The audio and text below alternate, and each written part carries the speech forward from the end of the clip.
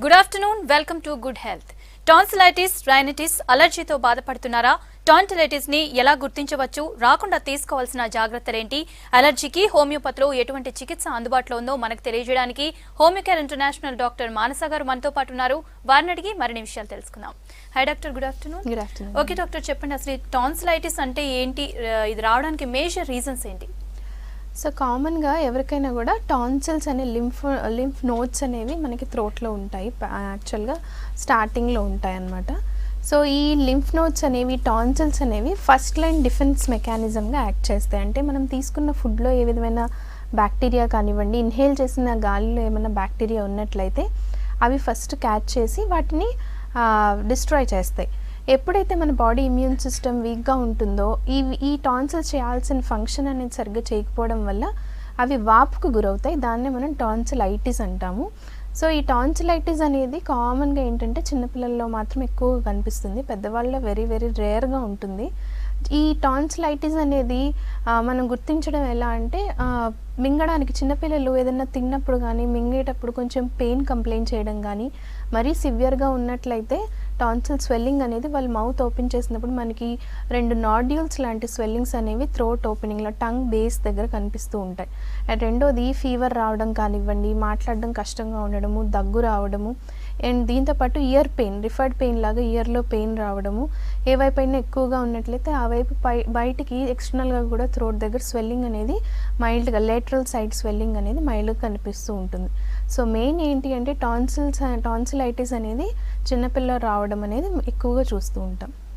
Okay doctor, ఇప్పుడు మీరు చెప్తూ ఉన్నారు చిన్నపిల్లలు వస్తూ ఉంటుందని. వీళ్ళు ఎలాంటి జాగ్రత్తలు తీసుకోవాలి? అందులో ఒకటి ఇప్పుడు సీజనల్గా కూడా ఈ సీజన్లో ఎక్కువ వచ్చే ఛాన్స్ కూడా ఉంది అంటున్నారు కదా, అయితే ఇప్పుడు ఎలాంటి జాగ్రత్తలు తీసుకోవాలి పిల్లలు?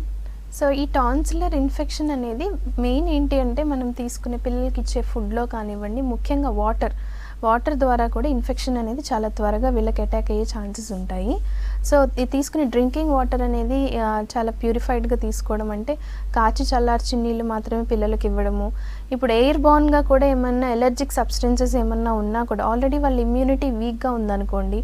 సో ఇక్కడ ఇమ్యూనిటీ వీక్ అన్నది ఏంటి అంటే నార్మల్గా ఉండే వెదరు, నార్మల్గా ఉండే అంటే మిగిలిన వాళ్ళకి సూటబుల్ అయ్యే వెదర్, ఈ ఇమ్యూనిటీ తక్కువ ఉన్న వాళ్ళకి ఏంటంటే రెసిస్టెన్స్ తక్కువగా ఉండడం వల్ల ఎలర్జిక్ కంప్లైంట్స్ అనేవి, అంటే బాడీ రియాక్షన్ అనేది చాలా త్వరగా కనిపిస్తుంది. సో అదేవిధంగా టాన్సిలర్ ఇన్ఫెక్షన్ కానివ్వండి, టాన్సిలైటిస్ అనేది కూడా ఇలాగే ఇమ్యూనిటీ తక్కువగా ఉండే పిల్లల్లో ఎక్కువగా చూస్తుంటాం. సో ఇమ్యూనిటీ పెరగడానికి అవసరమైన ఫుడ్ లైక్ విటమిన్ సి ఇవ్వడం కానివ్వండి, ఈ రిచ్ విటమిన్ ఏ ఇవ్వడం కానివ్వండి, ఈ ఫైబర్ ఫుడ్, ఫ్రూట్స్ అనేవి ఎక్కువగా ఇవ్వడము, అండ్ వాటర్లో కొంచెం కేర్ తీసుకోవడం, తాగే డ్రింకింగ్ వాటర్ అనేది ప్యూర్గా ఉండే చూసుకోవడం అనేది మాత్రం ప్రైమరీగా హోమ్ కేర్ కింద తీసుకోవచ్చు. ఒకవేళ ఇన్ఫ్లమేషన్ తరచుగా వస్తుంది, అంటే అక్యూట్గా ఉంది అంటే ఒకసారి వచ్చి తగ్గిపోతుంది, రికరెంట్గా ఉంటుంది అంటే రావడము ఒక phase 1 week or 10 days child suffer అవ్వడము, మళ్ళీ తగ్గడం, ఇది రికరెన్సీ అంటాము. సో ఇక రికరెన్సీ అనేది ఓన్లీ సీజనల్గా ఉండొచ్చు, లేకపోతే పర్టికులర్గా ఎవ్రీ 2 monthsకి ఒకసారి, 3 monthsకి ఒకసారి ఉండొచ్చు. కానీ కొంతమందికి ఏంటంటే క్రానిక్ టాన్సిలైటిస్ అనేది ఉంటుంది. సో ఈ క్రానిక్ టాన్సిలైటిస్ ఉన్న వాళ్ళు మాత్రం తప్పనిసరిగా వీళ్ళకి ఇయర్తో సంబంధం లేకుండా కంటిన్యూస్గా హోల్ సీజన్తో ఏం రిలేషన్ ఉండదు, వెదర్తో రిలేషన్ ఉండదు. సో హోల్ ఇయర్ వీళ్ళకి టాన్సిల్స్ అనేవి ఇండ్యూరేటెడ్గా అంటే స్వెలెన్ అయి ఉంటాయి, బట్ ఇన్ఫ్లమేటరీ చేంజెస్ అనేవి సీజన్ మారినప్పుడు మాత్రం కనిపిస్తూ ఉంటాయి. సో ఈ క్రానిక్ టాన్సిలైటిస్కి దారి తీయక ముందే ఎర్లీ స్టేజ్లో కనుక గుర్తించుకున్నట్లయితే దానికి మంచి హోమియో ట్రీట్మెంట్స్ వాడడము, at the same time home care తీసుకోవడం వల్ల కూడా ఈ ప్రాబ్లమ్ని మనం క్రానిసిటీని తగ్గించుకోవచ్చు, అండ్ దీనివల్ల చైల్డ్ సఫరింగ్ అనేది కూడా తగ్గించుకోవచ్చు. ఓకే డాక్టర్, ఇప్పుడు టాన్సిల్స్ అనేవి సీజనల్గా కూడా రియాకర్ అవుతున్నాయి అంటున్నారు. అయితే ఈ టాన్సిల్స్ సీజనల్గా రియాకర్ అవుతుంటాయి, ఈ ఇయర్ వస్తుంటాయి, మళ్ళీ సీజన్ చేంజ్ అయితే మళ్ళీ వస్తూ ఉంటాయి కదా డాక్టర్, అప్పుడు ఆపరేషన్స్కి వెళ్తూ ఉంటారు. వాళ్ళలో చాలా మందిలో సైడ్ ఎఫెక్ట్స్ కూడా చూస్తూ ఉంటాము. అయితే హోమియోలో ట్రీట్మెంట్ ఎలా ఉంటుంది? సో ఇందాక నేను చెప్పినట్లు టాన్సిల్స్ అనేవి ఫస్ట్ లైన్ డిఫెన్స్ మెకానిజంగా వర్క్ చేస్తాయి. అంటే మనకి నోటి ద్వారా కానీ, శ్వాస ద్వారా కానీ ఏదైతే పొల్యూటెంట్స్ కానీ, ఎలర్జిక్ సబ్స్టెన్సెస్ మన బాడీలోకి ఎంటర్ అవ్వకుండా ఈ టాన్సిల్స్ అనేవి క్యాచ్ చేసి వాటిని డిస్ట్రాయ్ చేయడం జరుగుతుంది. సో ఎప్పుడైతే క్రానిక్ టాన్సిలైటిస్ ఉంది, పిల్లలు సఫర్ అవుతున్నారు అని సర్జికల్ ప్రాసెస్కి వెళ్ళినప్పుడు ఏమవుతుంది అంటే రిలీఫ్ అనేది టాన్సిల్స్ పరంగా రిలీఫ్, థ్రోట్ పెయిన్ అనేది రిలీఫ్ వచ్చినా కూడా ఈ డిఫెన్స్ మెకానిజం ఇక్కడ పోతుంది కాబట్టి సో లోవర్ రెస్పిరేటరీ ట్రాక్స్లో ఇన్ఫెక్షన్ రావడం అనేది చాలా మందిలో చూడడం జరిగింది. సో మనకి ఇక్కడ హోమియోపతిలో ఏంటంటే ఇన్ఫ్లమేటరీ చేంజెస్ కానివ్వండి, ఇండ్యురేటెడ్ టాన్సిల్స్ కానీ, సిమ్టమ్స్తో పాటు పిల్లలకి ఈ టాన్సిల్స్తో పాటు ఫుడ్ తీసుకోలేకపోవడం, అంటే థ్రోట్ పెయిన్, సోర్ థ్రోట్ ఉంటుంది కాబట్టి ఫుడ్ అనేది కూడా తక్కువగా తీసుకోవడము, దానివల్ల వెయిట్ గెయిన్ అవ్వకపోవడము, సో కాన్సన్ట్రేషన్ అంటే స్టడీస్ మీద కాన్సన్ట్రేషన్ తక్కువగా ఉండడం, అంటే ఫ్రీక్వెంట్గా సిక్ అవుతుంటారు కదా. సో దీన్ని మనం మెడిసిన్తో, హోమియోపతి మెడిసిన్స్తో ఇమ్యూనిటీ డెవలప్ చేసుకోవడం వల్ల ఈ టాన్సిలర్ ఇన్ఫెక్షన్ని తగ్గించుకోవచ్చు. At the same time recurrence, మీరు అన్నట్లు సీజన్కి సఫర్ అవ్వడం అనేది కూడా ఖచ్చితంగా తగ్గించుకోవచ్చు. కానీ ఇక్కడ ఏంటి అంటే సఫర్ అవుతున్నప్పుడు మాత్రమే మెడిసిన్ తీసుకోవడం కాకుండా కొంతకాలం కంటిన్యూస్గా మెడికేషన్ తీసుకోవడం వల్ల ఏంటంటే న్యాచురల్గా పిల్లలకి ఇమ్యూనిటీ ఇంప్రూవ్ అయ్యి ఈ ఫ్రీక్వెన్సీ ఆఫ్ సఫరింగ్ అనేది తగ్గుతుంది, వచ్చినా కూడా సివియారిటీ తగ్గుతుంది. సో కొంతకాలం కంటిన్యూస్గా తీసుకోవడం వల్ల కంప్లీట్గా మనం టాన్సిలైటిస్ని కూడా క్లియర్ చేసుకోవచ్చు. ఓకే డాక్టర్, కాల్ తీసుకుందాం. హలో జగన్మోహన్ గారు, చెప్పండి మీ ప్రాబ్లం ఏంటి? నమస్తే, చెప్పండి. నాకు కోల్డ్ ఎలర్జీ ఉంది మేడం. ఓకే. వెదర్ చేంజ్ అయితే అల్పపీడనాలు వస్తే నాకు ఆయాసం వస్తుంది. Okay. Already ILD patient. Okay. మరి కరోనాకు ఏమేమి ప్రివెంటివ్ డోస్ దగ్గర పెట్టుకోవాలి? ఓకే జగన్మోహన్ గారు, మీరు అడిగిన కంప్లైంట్స్లో మీరు చెప్పిన వాటిల్లో వచ్చేటప్పటికి ఎలర్జిక్ ఆస్తమా ఉన్నట్టుందండి మీకు. సో అది ఓన్లీ ఎలర్జిక్ రైనైటిసా లేకపోతే ఎలర్జిక్ ఆస్తమానా అనేది ఆల్రెడీ ఐఎల్డీతో సఫర్ అవుతున్నారు కదా. సో మనకేంటంటే మెడిసిన్స్, హోమియోపతి మెడిసిన్స్ వాడడం వల్ల ఈ ఎలర్జిక్ టెండెన్సీ అనేది కంప్లీట్గా తగ్గించుకోవచ్చు. ఎందుకంటే హోమియోపతి, మన హోమియో కేర్లో ఇచ్చే మెడిసిన్స్ ఏంటంటే కాన్స్టిట్యూషనల్ ట్రీట్మెంట్స్ ఉంటాయి. అంటే సిమ్టమ్ రిలీఫ్ కాకుండా మీకు కంప్లీట్ కేస్ స్టడీ చేసి మీ శరీర తత్వం ఇలాంటివన్నీ కన్సిడర్ చేసుకుని ట్రీట్మెంట్స్ ఇస్తాము. సో దానివల్ల మీరు సఫర్ అవుతున్న క్రానిక్ డిసీజ్ని తగ్గించుకోవచ్చు. ఈ ఎలర్జిక్ కంప్లైంట్స్ కూడా మీకు సివియారిటీ అనేది, రికరెన్స్ అనేది చాలా వరకు తగ్గుతుంది. అండ్ తర్వాత మీరు అడిగింది కరోనా ప్రివెంటివ్ మెడిసిన్ గురించి అడుగుతున్నారు. సో హోమియోపతిలో ఏంటంటే ఇలాంటి ఎపిడమిక్స్, ఇలాంటి వ్యాధులు వచ్చినప్పుడు మనకి కామన్గా జనరేట్ అయిన సిమ్టమ్స్ని తీసుకుని మనకు కొన్ని రకాల మెడికేషన్స్ అనేవి ఇండికేట్ చేయడం జరుగుతుంది. సో ఈ మెడిసిన్స్ని సర్టెన్ పీరియడ్లో తీసుకోవడం వల్ల ఇమ్యూనిటీ అనేది డెవలప్ అవుతుంది. సో ఆయుష్ డిపార్ట్మెంట్ వాళ్ళు రిలీజ్ చేసినట్టు ఒక అడ్వైజరీ స్టేట్మెంట్ ప్రకారం RSAL-30 అందరూ తీసుకుంటున్నారు. అదేవిధంగా మన హోమియో కేర్లో ఇంకొన్ని గ్రూప్ ఆఫ్ మెడిసిన్స్ని కూడా మనం ఇమ్యూనిటీ బూస్టర్స్ లాగా ఇవ్వడం జరుగుతుంది.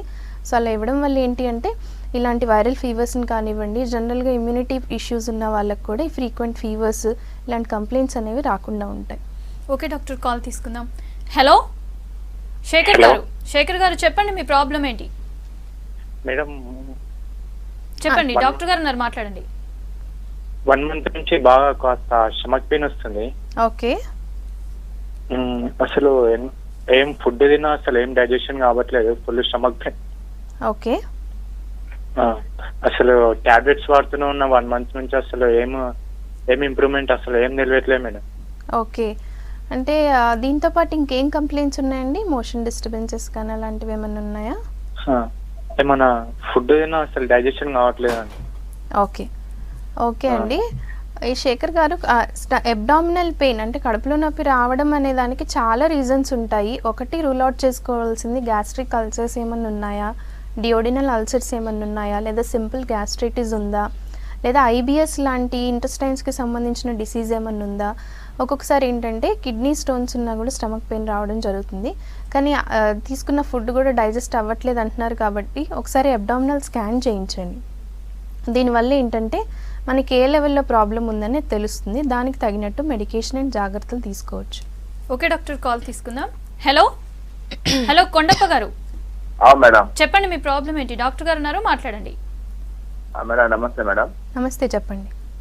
ఏం లేదు మేడం, మా అబ్బాయికి అలర్జీ, ఏదన్నా తుమ్ములు ఎక్కువ వస్తా ఉంటాయి మేడం. ఓకే. ఏది కొద్దిగా ఘాటు కనబడినా ఏదైనా కనబడినా తుమ్ములు ఎక్కువ వస్తాయి, కోల్డ్ అయితే తుమ్ములు ఎక్కువ వస్తా ఉంటాయి. ఓకే. అదే మేడం ప్రాబ్లం. ఓకే. వయసు ఎంత అండి? వయసు 18 మేడం, 18 years. ఓకే. ఓకే, తప్పనిసరిగా ఒకసారి ఇది ఎలర్జిక్ కంప్లైంట్స్ అయి ఉండొచ్చు. ఎలర్జిక్ రైనైటిస్ ఉంటుందండి. సో తుమ్ములు రావడము, కళ్ళు దురదుండడము, ఈ కంప్లైంట్స్ అన్నీ ఉంటాయి. ఒకసారి మీ బాబుని తీసుకుని మన హోమియో కేర్ ఇంటర్నేషనల్ బ్రాంచ్లో కన్సల్ట్ అవ్వండి. దాన్ని బట్టి ప్రాబ్లం ఏంటి అనేది తెలుసుకుని మెడికేషన్స్ ఇస్తాము. ఓకే డాక్టర్, ఎలర్జిక్ రైనైటిస్ అంటే ఏంటి డాక్టర్ అసలు? సో ఎలర్జిక్ కంప్లైంట్స్ ఇందాక మనకి పేషెంట్ కంప్లైంట్ చేసినట్టు ఎలర్జిక్ కంప్లైంట్స్ అనేవి మనకి ఏదైనా ఎలర్జిక్ సబ్స్టెన్స్ మనం ఇన్హేల్ చేసినప్పుడు, సో ఇక్కడ ఎలర్జిక్ సబ్స్టెన్సెస్ అనేవి మనం ఫస్ట్ ఏంటనేది తెలుసుకోవాలి. సో అది నార్మల్ మనకి ఎయిర్లో ఉండే పొల్యూషన్ కావచ్చు, లేకపోతే ఘాటు వాసనలు కావచ్చు, లేదా స్మాల్ డస్ట్ పార్టికల్స్ అనేవి ఇన్హేల్ చేయడం వల్ల కంటిన్యూస్ స్నీజెస్ రావడము, కళ్ళు దురద, రన్నింగ్ నోస్ ఉండడము, నోస్ బ్లాక్ అవ్వడం కానివ్వండి, లేదా కొన్నిసార్లు సివియర్ ఎలర్జిక్ కంప్లైంట్స్ ఉన్నప్పుడు ఐలిడ్స్ స్వెల్లింగ్ ఉండడము, హెడేక్ ఉండడము, ఇవన్నీ కూడా ఎలర్జిక్ రైనైటిస్ సిమ్టమ్స్ ఉంటాయి. సో ఇక్కడ ఎలర్జీ అనేది మనకి పేరులోనే ఉన్నట్లు మనకి పడని సబ్స్టెన్స్కి మనం ఎక్స్పోజ్ అయినప్పుడు మన బాడీ రియాక్షన్ ఇచ్చేదాన్ని ఎలర్జిక్ కంప్లైంట్స్, ఎలర్జిక్ రైనైటిస్ అంటాము. సో ఇది వెరీ ఫ్రీక్వెంట్గా ఉన్నట్లయితే మాత్రం తప్పనిసరిగా ట్రీట్మెంట్ తీసుకోవాల్సి ఉంటుంది. ఓకే డాక్టర్, కాల్ తీసుకుందాం. హలో అమ్మా చెప్పమ్మా. చెప్పండి, డాక్టర్ గారు ఉన్నారు, మీ ప్రాబ్లం ఏంటో చెప్పండి. అదే మొత్తం దురద ఉంది, అంత దురద పైన దురదనే ఉంది. ఓకే చెప్పండి. పైన దురద ఉంది డాక్టర్ సార్. ఓకే చెప్పండి. పైన దురద ఉంది చెప్పేది. పైన ఎన్నాళ్ళ నుంచి ఉంది? మొత్తం గోకడ పెడుతుంది, మొత్తం ఇట్లా జల పెడుతుంది. ఓకే అండి. ఓకే ఓకే ఇది చర్మ పోతాయి మళ్ళా. ఓకే ఇది చర్మ వ్యాధి కదా, సో అది ఎలాంటి ఎలర్జీ, దేని వల్ల దురదొస్తుంది అనేది చూడాలి. ఎగ్జిమా అయి ఉండొచ్చు, అంటే లేదా సోరియాసిస్ కూడా అయి ఉండొచ్చు. ఒకసారి కన్సల్ట్ అవ్వండి, దాన్ని బట్టి మీకు ఏం ప్రాబ్లం ఉందనేది తెలుస్తుంది. Okay doctor. Hello hello Krishnamurthy గారు చెప్పండి, మీ ప్రాబ్లం ఏంటి? డాక్టర్ గారు ఉన్నారు, మాట్లాడండి. మేడం నాకు 7 years నుంచి సైనసైటిస్ ఉంది మేడం. నేను హోమియోపతి మెడిసిన్ వాడుతున్నాను. ఓకే అది సార్. తగ్గుతుంది మళ్ళీ పెరుగుతుంది మేడం. ఓకే కంటిన్యూస్ గా వాడుతున్నారా అండి మెడిసిన్? కంటిన్యూగా 7 years నుంచి వాడుతున్నాం మేడం. ఓకే అంటే అది సైనసైటిస్ అంటే మీకు ఏమేమి సిమ్టమ్స్ ఉన్నాయండి ఇప్పుడు? మాకు ఈ కఫం మొత్తం ఉంటుంది మేడం, తుమ్ములు, దగ్గు, ఈ ముక్కులు నైట్ నుంచి మూసపోవడము, ఆ ప్రాబ్లమ్స్ వస్తుంటుంది మేడం. ఓకే ఓకే సో ఇది ఎలర్జిక్ కంప్లైంట్కి ఎక్కువ రిలేటెడ్గా ఉందండి. సో సైనసైటిస్ ఏ స్టేజ్లో ఉంది అనేది ఫస్ట్ తెలుసుకోండి మీరు. సో ఎక్స్రే పిఎన్ఎస్ అనే టెస్ట్ ఉంటుంది, ఈ టెస్ట్ చేసుకోవడం ద్వారా సైనస్ ఏ స్టేజ్లో ఉంది, ఇది సిమ్టమ్స్ మీరు సఫర్ అయ్యేది సైనస్ సిమ్టమ్సా లేకపోతే సింపుల్ ఎలర్జీ సిమ్టమ్సా అనేది తెలుస్తుంది. ఒకవేళ ఎలర్జీ సిమ్టమ్స్ ఉంటే మీరు ఉండే పరిసరాల్లో దేనివల్ల మీ బాడీ ఎలర్జిక్గా రియాక్ట్ అవుతుంది అనేది మీరు ఫైండ్ అవుట్ చేసుకోవాలి. అది రిమూవ్ చేసుకుంటేనే మీకు ప్రాబ్లం అనేది క్లియర్ అవుతుంది. ఓకే డాక్టర్, కాల్ తీసుకుందాం. హలో హలో రంజిత్ గారు. రంజిత్ గారు చెప్పండి, మీ ప్రాబ్లం ఏంటి? మేడం నమస్తే మేడం, నేను రంజిత్ మాట్లాడుతున్నా వరంగల్ నుంచి. నేను పీజీ సెకండ్ సెమ్ ఇక్కడ చదువుకుంటా అన్నట్టు. అయితే అప్పటి నుంచి కూడా ఏదైతే కోచింగ్ సెంటర్ లో ఉన్నప్పటి నుంచి కూడా ఎలర్జీ ఫామ్ అయ్యేది. అంటే నాకు ఫేస్ మీద ఎక్కువ ఎలర్జీ ఫామ్ అవుతుంది మేడం. అది ఎంత ట్రై చేసినా కూడా తగ్గడం లేదు. చాలా మందిని కన్సల్ట్ అయ్యాను. అయితే ఇప్పుడు మీ షో చూసినప్పుడు కాల్ చేస్తాను మేడం. దీనికి పరిష్కారం ఏంటి మేడం? ఓకే రంజిత్ గారు, సో ఎలర్జీ అంటున్నారు. సో ఫస్ట్ స్కిన్ కంప్లైంట్స్లో ఏంటి అంటే మనం ఎగ్జామినేషన్ చేస్తేనంటే చూస్తేనే అది ఎలాంటి ఎలర్జీ అనేది తెలుస్తుంది. సో పీజీలో ఉంటున్నాను అంటున్నారు, సో ఫంగల్ ఇన్ఫెక్షన్స్ అనేవి చాలా ఈజీగా క్యారీ అవుతాయి. సో హైజీన్ తప్పనిసరిగా మెయింటైన్ చేయండి. ఒకసారి మీరు నెగ్లెక్ట్ చేయకుండా మన వరంగల్లో హోమియోకేర్ ఇంటర్నేషనల్ బ్రాంచ్ ఉంది, ఒకసారి కన్సల్ట్ అవ్వండి. అక్కడ మన డాక్టర్స్ ఫస్ట్ మీకు ఎగ్జామినేషన్ చేసి అది ఏం ప్రాబ్లమో చూసి దాన్ని బట్టి మీకు ఎంతకాలం వాడాలి, ఎలా తగ్గుతుంది, ఎలాంటి మెజర్స్ తీసుకోవాలి అవన్నీ క్లియర్గా చెప్తారు. ఓకే డాక్టర్, కాల్ తీసుకుందాం. హలో హలో నాగరాజు గారు చెప్పండి, మీ ప్రాబ్లం ఏంటి? డాక్టర్ గారు ఉన్నారు, మాట్లాడండి. Okay good afternoon madam. Good afternoon చెప్పండి.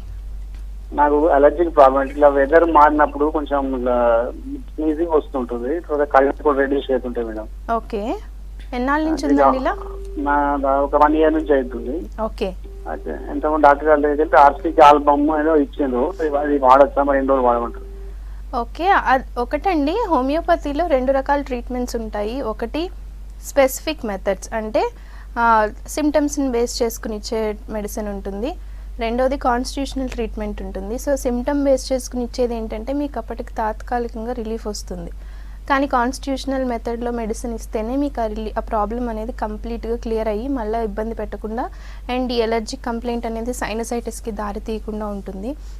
సో ఒకసారి కాన్స్టిట్యూషనల్ ట్రీట్మెంట్లో కేస్ స్టడీ అనేది ఉంటుంది. మీరు కన్సల్ట్ అవుతున్న హోమియో డాక్టర్నైనా మళ్ళీ కన్సల్ట్ అవ్వండి. సో సేమ్ మెడికేషన్ ఎక్కువ రోజులు వాడడం వల్ల మీకు ఏం ఉపయోగం ఉండదు. లేదా హోమియోకేర్ ఇంటర్నేషనల్ బ్రాంచ్లో అయినా ఒకసారి తప్పనిసరిగా కన్సల్ట్ అవ్వండి. ఓకే డాక్టర్, ఆస్తమాకి అలర్జిక్ రైనైటిస్కి మధ్య డిఫరెన్స్ ఏంటి? సో ఈ ఆస్తమా, అసలు ఫస్ట్ ఆస్తమా అనేది బ్రీతింగ్ డిఫికల్టీ కింద మనం చెప్పుకోవాలి. సో ఈ ఎలర్జిక్ కంప్లైంట్స్ వల్ల ఎలర్జిక్ ఆస్తమా దారి తీయొచ్చు. సో ఎలర్జిక్ రైనైటిస్ ఏంటి అంటే ఓన్లీ అప్పర్ రెస్పిరేటరీ ట్రాక్ మాత్రమే ఇన్వాల్వ్ అయి ఉంటుంది. లైక్ ఓన్లీ నాజల్ క్యావిటీ వరకే, అంటే రన్నింగ్ నోస్ ఉండడము, డిశ్చార్జ్ ఉండడం ముక్కు నుంచి, ఐస్ ఇరిటేషన్ ఉండడం ఇంతవరకే ఉంటుంది. కానీ ఇక్కడ ఎలర్జిక్ ఆస్తమా ఏంటి అంటే బ్రీతింగ్ డిఫికల్టీ అనేది ఎక్కువగా ఉంటుంది. అంటే శ్వాస తీసుకోవడంలో ఇబ్బంది ఎక్కువగా ఉండడము, గట్టిగా శ్వాస తీసుకున్నప్పుడు ఏంటి అంటే వీజింగ్ అనేది రావడము ముఖ్యంగా మనకి ఆస్తమాలో చూస్తుంటాము. సో నార్మల్ ఆస్తమాకి ఎలర్జిక్ ఆస్తమా అనేది ఎలా తెలుసుకోవాలి అంటే క్రానిక్ ఆస్తమా అనేది సీజన్తో సంబంధం లేకుండా ఎప్పుడైనా కూడా సడన్ అటాక్ ఫ్లేరప్ అనేది ఉంటుంది. అలా కాకుండా మనకి ఓన్లీ డస్ట్కి ఎక్స్పోజ్ అయినప్పుడు, వెదర్ చేంజ్ అయినప్పుడు, లేదా కొన్ని రకాల సబ్స్టెన్సెస్ ఇన్హేల్ చేసినప్పుడు మాత్రమే బ్రీతింగ్ డిఫికల్టీ వస్తుంది అంటే అది ఎలర్జిక్ ఆస్తమా అయి ఉండొచ్చు. సో ఎలర్జిక్ ఆస్తమాకి ఏంటి అంటే మనకి ఈ ఎలర్జిక్ టెండెన్సీ అనేది రిమూవ్ అయితేనే ఆస్తమా కంప్లైంట్స్ అనేవి క్లియర్ అవుతాయి. ఓకే డాక్టర్, కాల్ తీసుకుందాం. హలో హలో హలో అనిత గారు, చెప్పండి మీ ప్రాబ్లం ఏంటి? రీసెంట్ గా అదే నోట్స్ బ్లాక్ అయ్యి అలర్జీ టైప్ లో, అంటే తుమ్ములు రావడం, వెంటనే ఒక 2 సార్లు తుమ్మినా సరే జలుబు చేసినట్టు ఉండడం, దాని అంతటికి అదే ఒక 2-3 మినిట్స్ మళ్ళీ అదే ఫ్రీ అవుతుంది. రీసెంట్ గా ఏంటంటే కొంచెం ఆయాసం తడ కూడా వస్తుంది. ఓకే ఓకే అండి, మీరు చెప్పేది వెళ్ళి మైల్డ్ కంప్లైంట్స్ చెప్తున్నారు. కాకపోతే ఆయాసం దడ అనేది బ్లడ్ తక్కువగా ఉన్నా కూడా రావచ్చు. సో ఒకసారి హిమోగ్లోబిన్ టెస్ట్ చేయించుకోండి అమ్మా. ఎందుకంటే రక్తహీనతతో ఉన్నప్పుడు ఎలర్జిక్ కంప్లైంట్స్ అనేవి రావడం కానీ వచ్చినా తగ్గకపోవడం అనేది నోటీస్ చేస్తుంటాము. సో ఒకసారి సిబిపి టెస్ట్ చేయించండి. ఒకవేళ రక్తం తక్కువగా ఉన్నట్లయితే ఐరన్ రిచ్ ఫుడ్స్ కొంచెం తీసుకుంటే మీకు ఈ కంప్లైంట్స్ అనేవి కొంతమేర కవర్ అవుతాయి. లేదు కంప్లైంట్స్ మరీ సివియర్గా ఉన్నాయంటే మాత్రం ఒకసారి హోమియో డాక్టర్ని కన్సల్ట్ అవ్వండి. ఓకే డాక్టర్, కాల్ తీసుకుందాం. హలో గీతిక గారు. గీతిక గారు చెప్పండి మీ ప్రాబ్లం ఏంటి? యాక్చువల్లీ సడన్ గా ఒక 1 వీక్ నుంచి నా ఫోర్ హెడ్ మీద మొత్తం పింపుల్స్ వచ్చేసాయి సడన్ గా. ఓకే, అవి ఎంత యాంటీ మైక్రోబియల్ క్రీమ్స్ అన్ని యూజ్ చేసినా అవి తగ్గట్లేదు. డైలీ కొత్తగా వస్తున్నాయి. ఓకే, డాండ్రఫ్ ఉందా అమ్మా? లేదు. ఓకే, ఇంకేమన్నా మరి ఏమైనా హెల్త్ ఇష్యూస్ ఉన్నాయా? పీరియడ్ డిస్టర్బెన్సెస్ కానీ అట్లాంటివి ఏమన్నా? ఉంది, కాకపోతే నాకు ప్రతిసారి లైట్ గానే అయితే మరి ఇంత కాదు, ఇంకా తగ్గిపోతాయి కూడా, ఇప్పుడు తగ్గట్లేవు అసలు. ఓకే, సో ఈ యాక్నే అనేవి యూజువల్గా టీనేజ్లో కామన్గా వస్తుంటాయి. సో సడన్గా ఎక్కువగా వస్తున్నాయి అన్నారు కాబట్టి ఒకసారి ఏమన్నా హార్మోనల్ డిస్టర్బెన్సెస్ ఉన్నాయేమో చూడాలి. ఇంకొకటి డాండ్రఫ్ వల్ల కూడా ఫోర్ హెడ్ మీద యాక్నే అనేది ఎక్కువ కనిపిస్తుంటాయమ్మా. వాటర్ ఎక్కువగా తీసుకోండి, కానీ మరీ ఎక్కువ ఉన్నాయి అంటున్నారు కాబట్టి ఒకసారి తప్పనిసరిగా కన్సల్ట్ అవ్వండి హోమియో కేర్లో. సో యాక్నేకి కూడా మంచి ట్రీట్మెంట్స్ ఉన్నాయి. సో ఈ యాక్నేకి ఏంటి అంటే ప్రాపర్ డైట్ అనేది కూడా చాలా ఇంపార్టెంట్. మీకు డైట్తో పాటు మెడికేషన్ అనేది మేము సజెస్ట్ చేస్తాము. ఓకే డాక్టర్, కాల్ తీసుకుందాం. హలో హలో నిర్మల గారు, చెప్పండి మీ ప్రాబ్లం ఏంటి? అదే నాకు దురద వస్తుంది మేడం. ఓకే, దురద వచ్చి గొంతు కింద గడ్డ అయింది. ట్రీట్మెంట్ తీసుకున్న తగ్గిందిలే, కొంచెం ఉంది. అయితే అది ఎక్స్రే తీస్తే డాక్టర్ ఉండి ఇన్ఫెక్షన్ వచ్చిందని దాంట్లో వచ్చిందమ్మా అని టాబ్లెట్లు ఇచ్చిండు, కొంచెం తగ్గింది మేడం. ఓకే, ఇంకేమన్నా ప్రాబ్లం ఉంటుందా మేడం? సో మీరు ఆల్రెడీ డాక్టర్ ఒపీనియన్ తీసుకున్నారు కదమ్మా. సో ప్రాబ్లం ఏం లేదు, కానీ ఇచ్చింగ్ కంప్లైంట్ అనేది ఎందుకు వస్తుంది అనేది చూసుకోండి. ఒకవేళ షుగర్ లెవెల్స్ ఏమన్నా హై ఉన్నా, షుగర్ ఏమన్నా అటాక్, డయాబెటీస్ ఏమన్నా ఎర్లీ స్టేజ్లో ఉన్నా కూడా చర్మం దురదలు రావడము తగ్గకపోవడం అనేది ఉంటుంది. సో ఒకసారి మీరు ఆల్రెడీ అడ్వైస్ తీసుకున్న డాక్టర్ దగ్గరే మళ్ళీ ఒపీనియన్ తీసుకోండి. ఓకే డాక్టర్, ఈ చిన్నపిల్లలు ఆస్తమా అంటే పెద్దవాళ్ళు వచ్చేనే ఇబ్బంది ఉంటుంది, చిన్నపిల్లలు చాలా ఇంకా ఇబ్బంది పడుతూ ఉంటారు. వాళ్ళకి హోమియోపతిలో ఎలాంటి మెడిసిన్ ఉంటుంది? వాళ్ళు వాడచ్చు అంటారా? సైడ్ ఎఫెక్ట్స్ లాంటి, చిన్నపిల్లలు కదా, సైడ్ ఎఫెక్ట్స్ లాంటివి ఏమైనా ఉంటాయంటారా? హోమియోపతి మెడిసిన్స్ అనేవి ఏ ఏజ్ గ్రూప్ వాళ్ళైనా కూడా వాడచ్చు. ఎవరికి కూడా ఏ విధమైన సైడ్ ఎఫెక్ట్స్ ఉండవు. ఎందుకంటే మనకి ఇచ్చే మెడికేషన్ అనేది మెటీరియల్ డోస్లో ఇవ్వము. సో ఇమ్యూనిటీ బూస్ట్ అవ్వడానికి ఇస్తాం. సో ఇమ్యూనిటీ పెరిగి ఆటోమేటిక్గా ఆ ఎయిర్వేస్లో ఇన్ఫ్లమేషన్ వల్ల ఊపిరి తీసుకోవడం కష్టంగా ఉంటుంది. అంటే ఎయిర్వేస్, ఊపిరి తీసుకునే శ్వాసనాళం అనేది నేరో అవ్వడం వల్ల ఆస్తమా ప్రాబ్లం అనేది వస్తుంది. సో ఈ ఇన్ఫ్లమేటరీ చేంజెస్ని మనం మెడిసిన్స్తో, హోమియోపతి మెడిసిన్స్తో న్యాచురల్గా తగ్గించుకోవచ్చు. సో ఈ తగ్గించే విధానం అనేది మనం ఎక్సెస్ కెమికల్స్ కానీ అట్లాంటివి అసలు ఏమీ యూజ్ చేయము. మెటీరియల్ డోస్ కాకుండా వెరీ మైన్యూట్ డోస్లో మెడిసిన్ అడ్మినిస్ట్రేట్ చేస్తాం కాబట్టి ఏ ఏజ్ వాళ్ళైనా కూడా హ్యాపీగా వాడచ్చు, ఎలాంటి కాంప్లికేషన్స్ కానీ సైడ్ ఎఫెక్ట్స్ కానీ ఉండవు. కానీ స్టార్టింగ్లో ఏంటి అంటే మనకి మెడిసిన్ తీసుకున్న వెంటనే రిజల్ట్ అనేది కనిపించకపోవచ్చు. బట్ రిజల్ట్ మనకి ఏ విధంగా కనిపిస్తుంది అంటే సివియారిటీ అనేది చాలా వరకు తగ్గుతుంది అండ్ రికరెన్స్ అనేది కూడా చాలా వరకు తగ్గుతుంది. కానీ ఇక్కడ ఆస్తమాకి ట్రిగర్ అయ్యే ఫ్యాక్టర్స్ అనేవి కొన్ని ఉంటాయి.